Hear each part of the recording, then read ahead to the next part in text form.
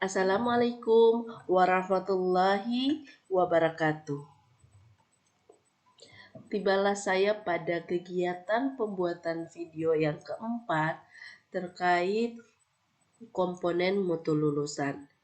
Nah, adapun hal yang dapat saya petik ataupun simpulkan dari video yang dipaparkan oleh narasumber BAN Pusat sebagai berikut.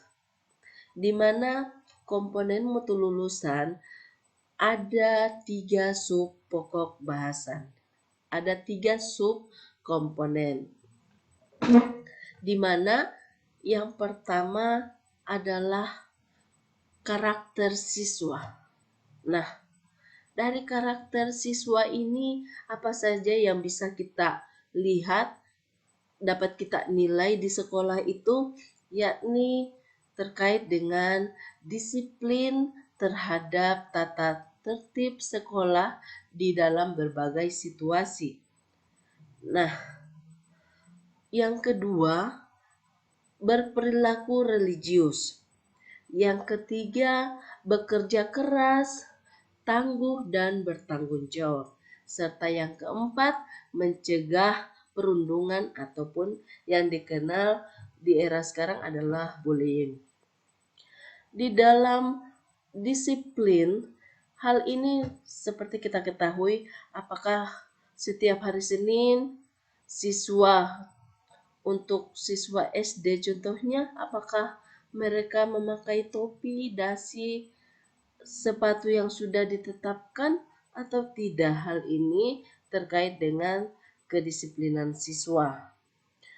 Kemudian berperilaku religius.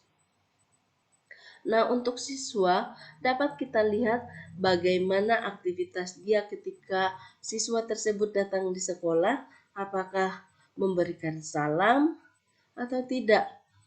Sebagaimana yang seharusnya siswa datang harus salaman dengan Bapak Ibu gurunya, apakah hal itu sudah dilaksanakan atau tidak.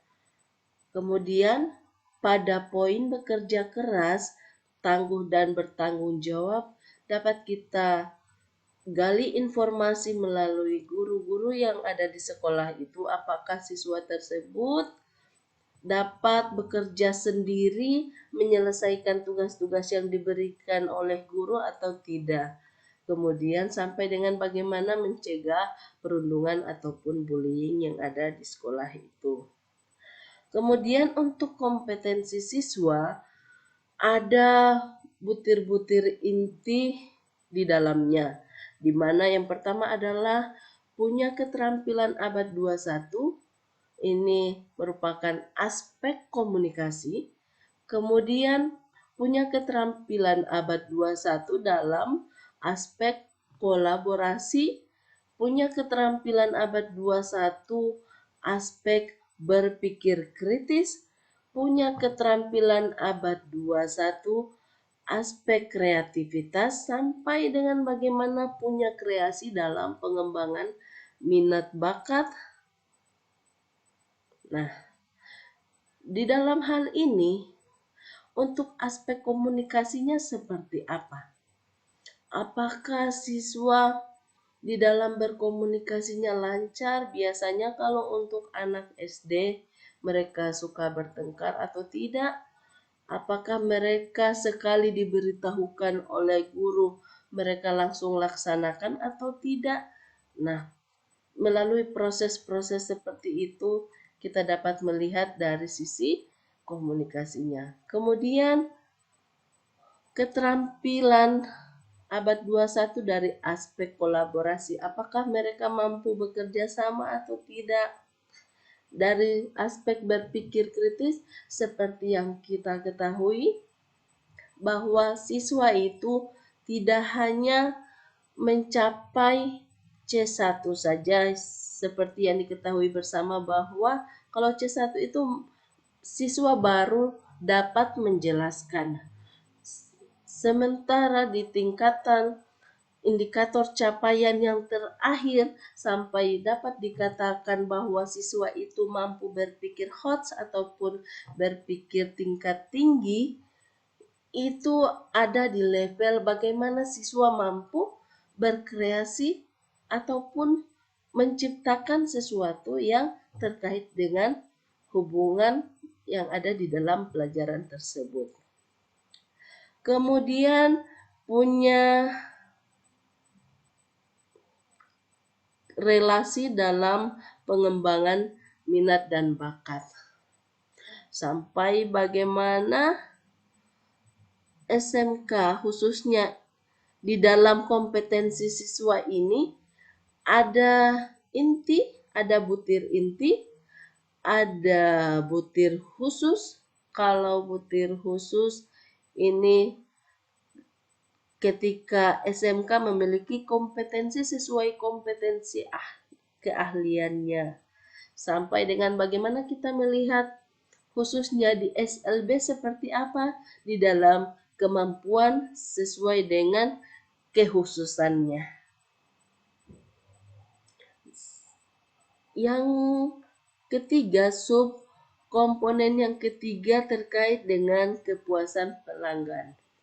Nah, di dalam kepuasan pelanggan ini ada 2 butir yang harus dicapai. Kepuasan pelanggan dan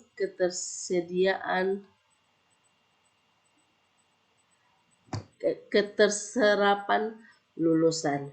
Contoh, kalau sudah pasti ini butir kekhususan SMK keterserapan lulusan.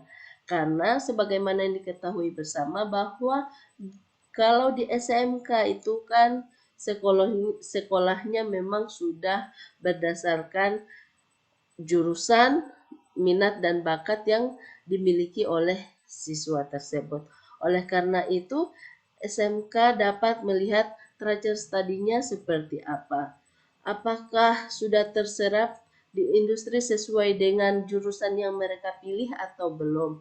Nah, kalau belum, hal ini dapat menjadi introspeksi oleh sekolah itu sendiri sehingga bagaimana memperbaiki dari sisi kurikulumnya dan tidak ada yang dikorbankan baik siswa ataupun sekolah itu sendiri.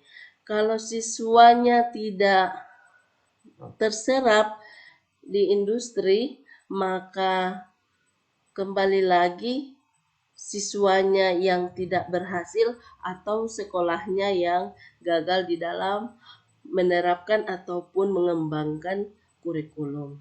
Demikian yang bisa saya sampaikan.